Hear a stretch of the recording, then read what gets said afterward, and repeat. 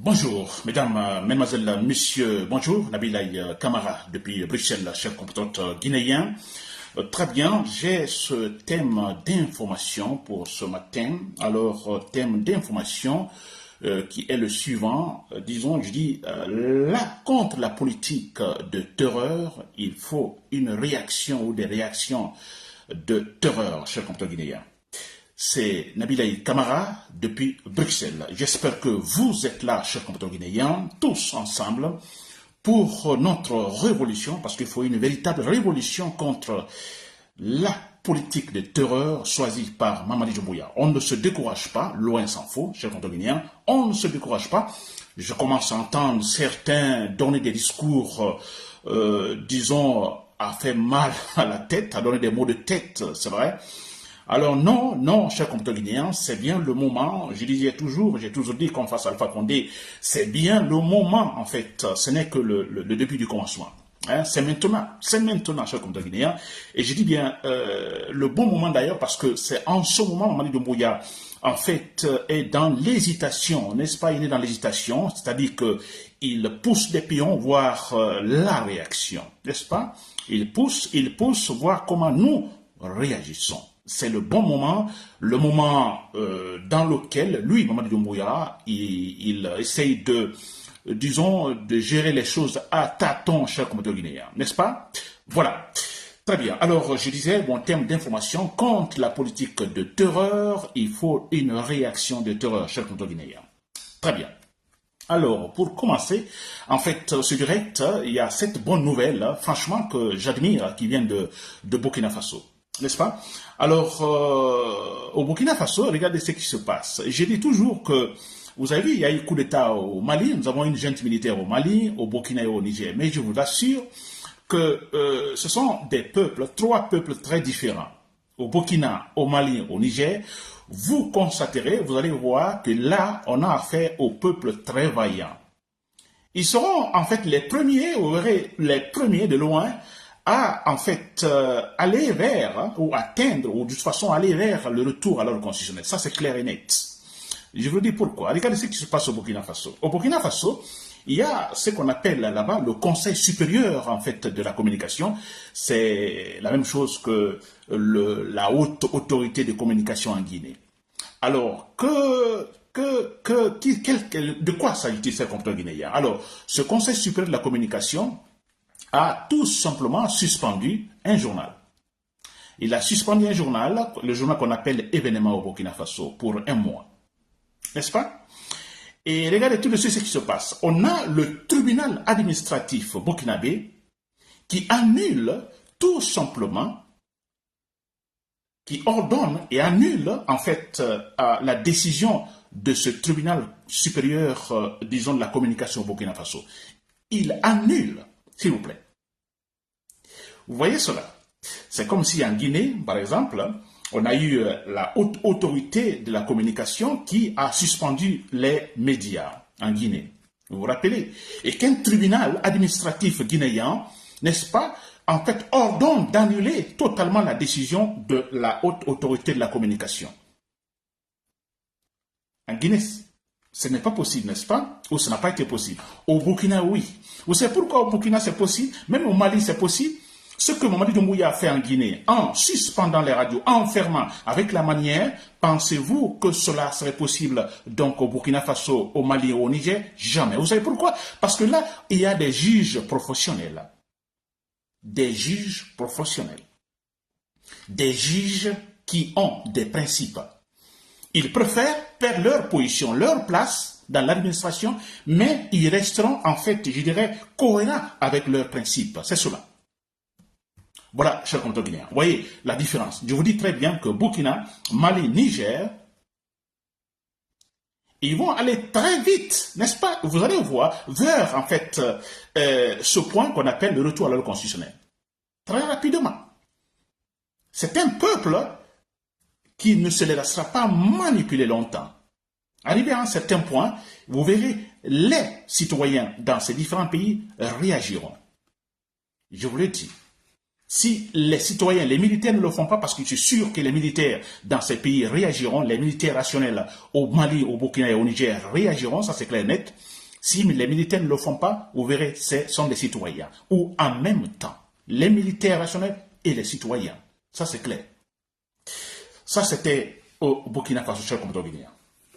Alors, toujours, l'actualité. Alors, nous savons tous que les membres du FNDC sont en prison. Il est question donc de Fonike Mangué et Mamadou Bilo, n'est-ce pas? Ils sont en prison, en fait, on ne sait même pas la destination, et ils ont été kidnappés par des hommes cagoulés, vous voyez? Alors, c'est quand même, voilà, c'est regrettable, n'est-ce pas? C'est regrettable, c'est vrai. Je dis ici dans mon direct que, en fait, Fonike Mangué, sûrement qui ne m'écoute pas, mais voilà, il faut le dire quand même, en fait, le soutien est total. Le soutien est total. J'espère que Mamadou Doumbouya n'osera pas attenter à la vie donc de ces individus. Ça, je crois que ce serait comme une sorte de suicide de sa part. Ce qu'il a fait à Saliba Koulibaly, ça déjà c'est un point important qui va peser fort dans la balance en ce qui concerne sa chute, Mamadou Doumbouya. Et si jamais il touche en fait ces activistes, n'est-ce pas, politique, écoutez, il faut le dire, ce sera une sorte de suicide pour Mamadou Doumbouya, c'est clair et net, cher compatriote guinéen. Et aussi, pour ce point d'information concernant l'actualité, il faut saluer également le courage de ce politicien français. En fait, il est le leader, le président de la France insoumise. Il est question de Jean-Luc Mélenchon. Vous avez vu, en fait, le tweet qu'il a balancé. Alors, il soutient également, en fait, le processus démocratique en Guinée. Il dénonce en fait, disons, l'arrestation, disons, de ces membres du FNDC. Il interpelle le pouvoir français, le gouvernement français, et qui, effectivement, soutient d'ailleurs le pouvoir guinéen, la dictature en Guinée. Je disais avant les élections françaises, je disais, je préférerais la victoire, en fait, disons, de l'extrême droite, pas parce que j'aime l'extrême droite, parce que tout simplement, je me dis, bon, écoutez, l'extrême droite au pouvoir, cela pourrait influencer, en fait, les macronistes qui supportent Mamadou Doumbouya. Disons tout simplement à dégager, c'est clair et net. Alors, l'extrême droite n'a pas gagné, mais de toute façon, Macron n'a pas gagné. On a en fait une coalition de la gauche qui est arrivée au pouvoir. Et quand nous entendons Jean-Luc Mélenchon parler ainsi, nous sommes contents, nous sommes satisfaits, nous sommes sûrs à 100%, que les gagnants des élections en fait dernières en France donc pourront 100% influencer la politique de Macron. Cette politique, je dirais, nauséabonde, c'est vrai, hypocrite. C'est quand même clair. Très bien, cher compatriote. Donc j'attaque maintenant le thème proprement dit. Il est question du thème, la politique de terreur. La politique de terreur, en fait, contre la politique de terreur, il faut une réaction de terreur. Cher compatriote. Très bien. Alors, vous l'avez compris, Mamadou Doumbouya, il a sûrement fait un choix, n'est-ce pas, choix politique, un comportement politique, n'est-ce pas? C'est dommage, il l'a fait. Alors, je vais d'abord essayer de vous parler, en fait, de certains concepts politiques, n'est-ce pas? Et je vous dirai finalement le choix de Mamadou Doumbouya, les conséquences de ce choix fait par Mamadou Doumbouya. Alors, il y a ce qu'on appelle, dans le processus politique, on appelle que les politiciens ou les gouvernements utilisent généralement pour pouvoir gérer un pays, n'est-ce pas, dans le but d'atteindre des objectifs communs. Alors, généralement, il y a ce qu'on appelle ici le processus de négociation, qui est généralement utilisé dans la démocratie, et le processus de coercition, qui est utilisé dans la dictature.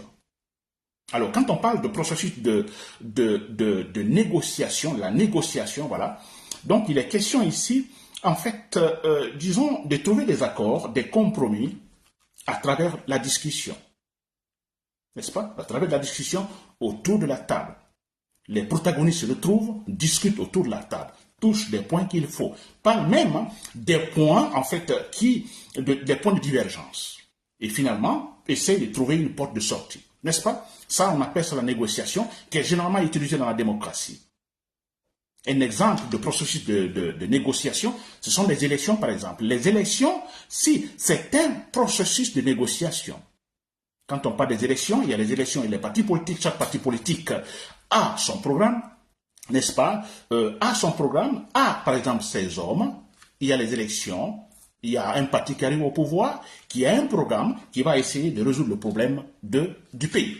N'est-ce pas? Donc, les élections, c'est un processus de négociation. C'est clair, parce que tout doit se passer dans la transparence, dans l'égalité totale, en respectant les lois, en respectant, par exemple, le calendrier électoral. N'est-ce pas? Donc, tout ça à partir, effectivement, de la négociation, des compromis. Négociation, ensuite, il y a eu des accords. N'est-ce pas? Négociation dans la démocratie. Par contre, ou au contraire, la coercition, c'est en fait l'action de contraindre quelqu'un, de forcer quelqu'un à faire quelque chose contre sa volonté.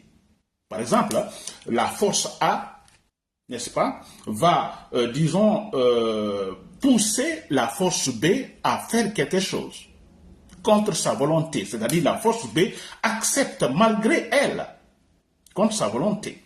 Ça, c'est un processus de coercition qui est généralement utilisé dans la dictature. N'est-ce pas? Il n'y a pas élection.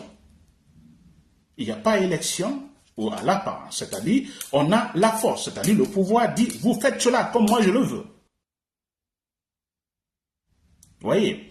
Je comprends bien. Donc, vous avez compris, en fait, ces deux concepts. La négociation et la coercition.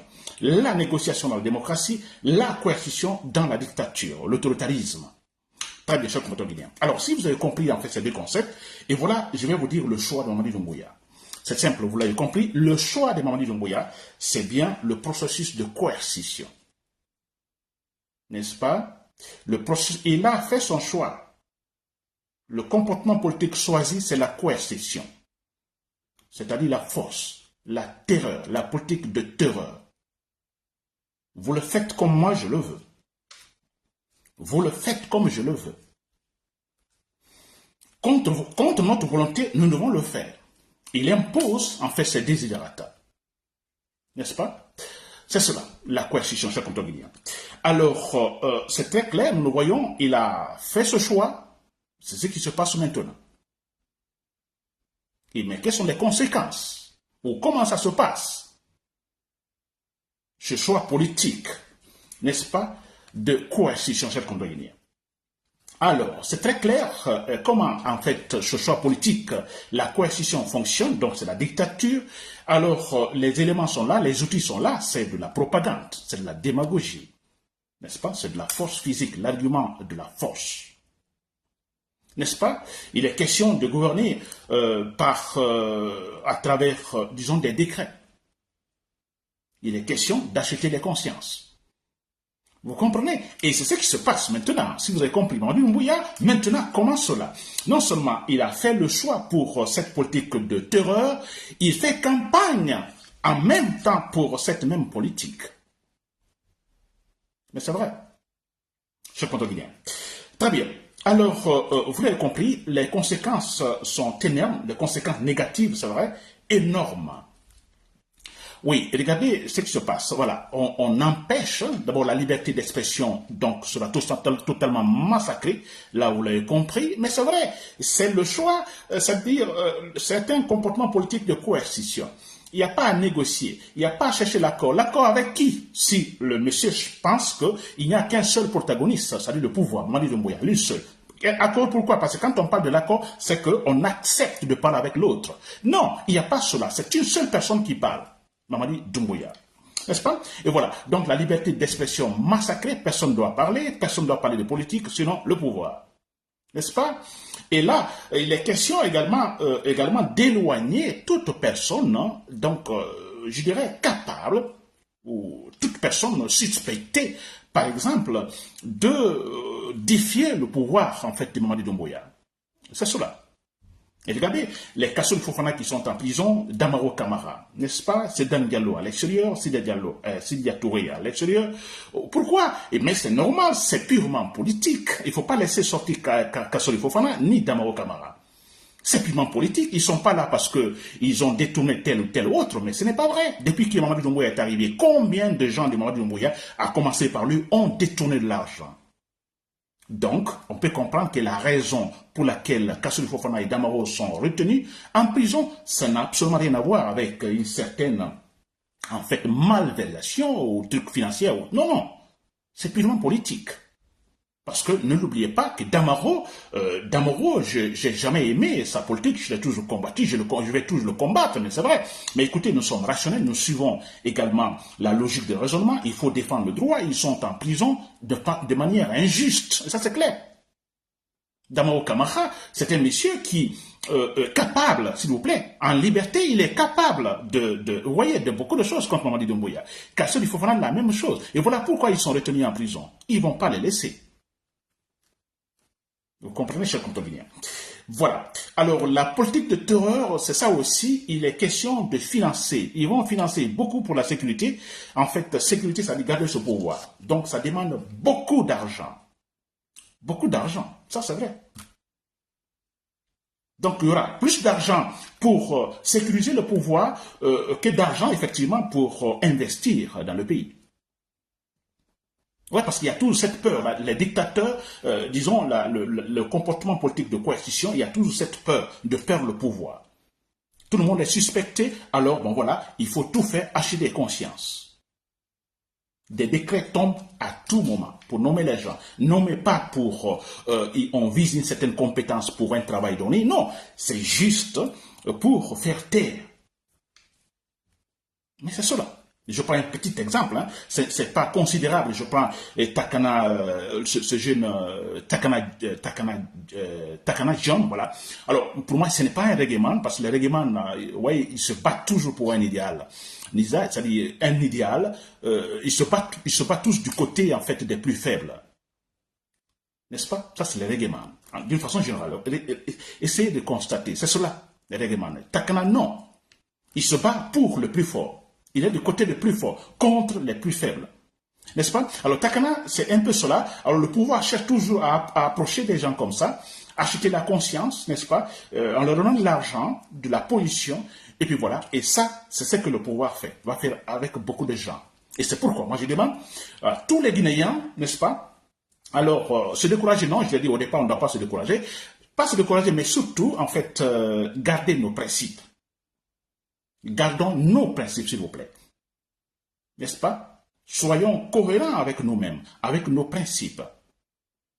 Et gardons la conclusion dans la tête.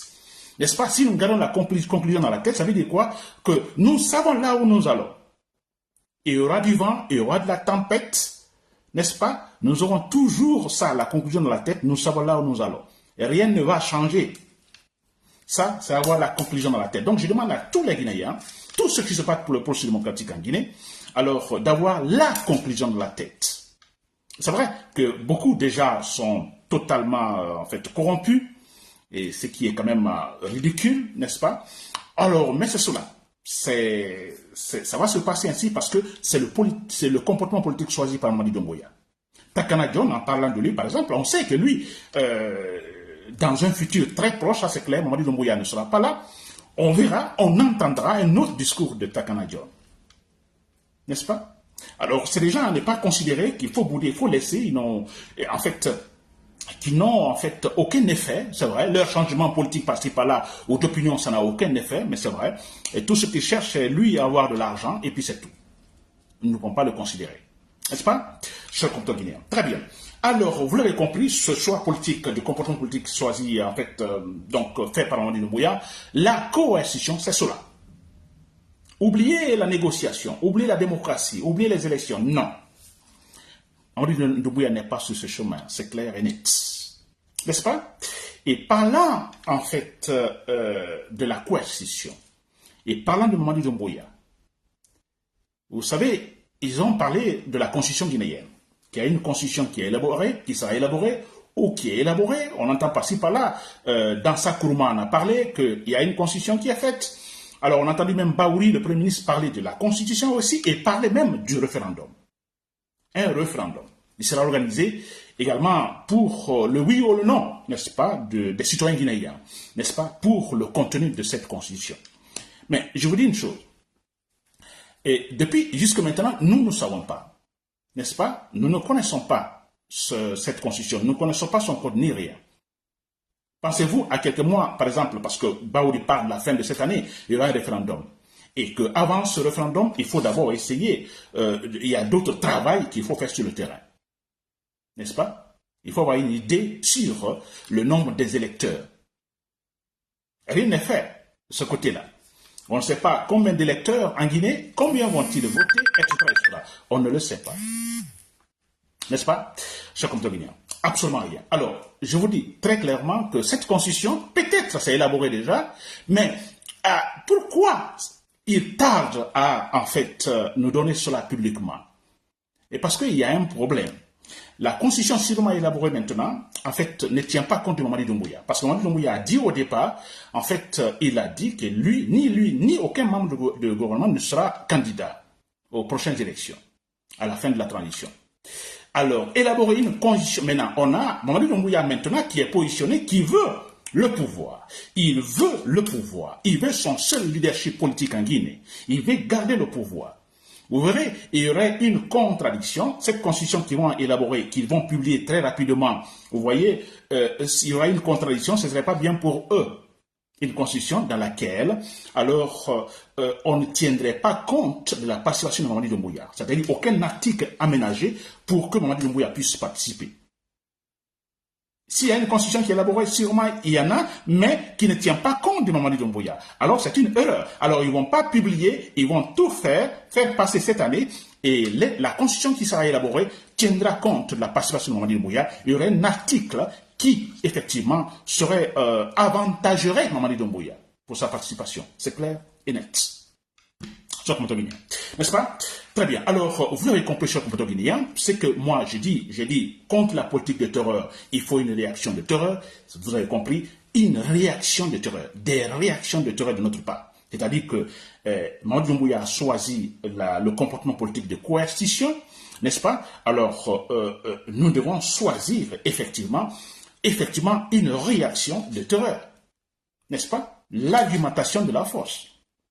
Comment voulez-vous, face à un comportement politique de coercition, alors gagner en utilisant un comportement politique de négociation? Mais jamais on ne gagnera, jamais. Je vous dis bien jamais. Ce qu'il faut, je vous dis bien, il faut aussi des réactions de terreur. Et là, c'est très clair, je dis que l'armée seule pourra nous aider dans ce sens-là. Parce que Mamadi Doumbouya est un militaire, c'est des militaires. Alors seul le grand changement viendra de là-bas.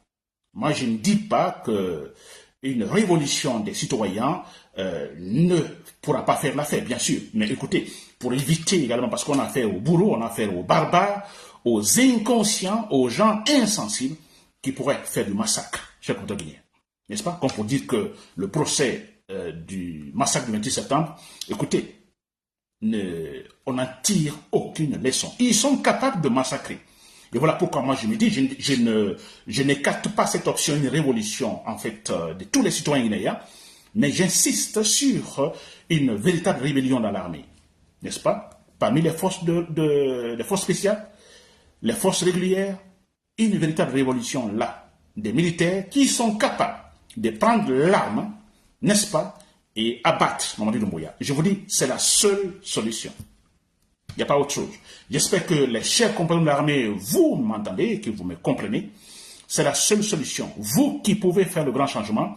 Et ensuite, une fois que Mamadi Doumbouya est renversé, ensuite, vous faites le bon choix. Le choix, c'est quoi? Le comportement politique à travers un processus de négociation, chers compatriotes guinéens.